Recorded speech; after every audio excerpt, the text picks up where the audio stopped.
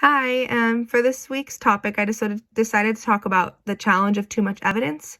The challenge is not finding enough information. The challenge is sorting through the information to find quality evidence to use in our arguments and decision making. It's important to provide enough information that's very credible, but not too much where your audience is overwhelmed and just not able to absorb everything you're telling them about. In middle school and high school, I went to a school called High Tech Middle Media Arts and High Tech High International. The focus of that school is to prepare students for after high school and college and all that, job interviews, and just how to be more confident speaker.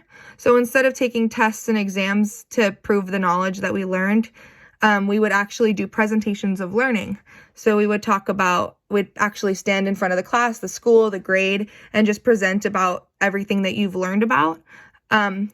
During this time, it was really hard for me to find a middle point in providing enough information to prove my point and ensure my credibility to the audience I was talking to, but not too much information where the audience would lose interest.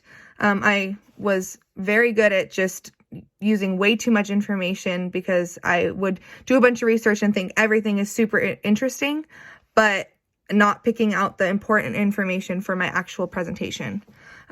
I dealt with these issues related to using too much information when I first started doing my speeches, and then I consistently improved throughout the years. Things I would do, I'd use too many quotes, stats, examples, and instead of taking the time to explain why I chose what I did to talk about, why the information I chose to talk about was credible and related to the overall presentation topic I was talking about. I struggled with finding filler information, which is very important to a good speech organization-wise, but also contributes to keeping your intended audience engaged and wanting to hear more. At this point, I was focused on improving the way that I wrote out my presentations to figure out how I can better organize them and choose which information is most pertinent instead of using all the information that I learned about the topic. Thank you.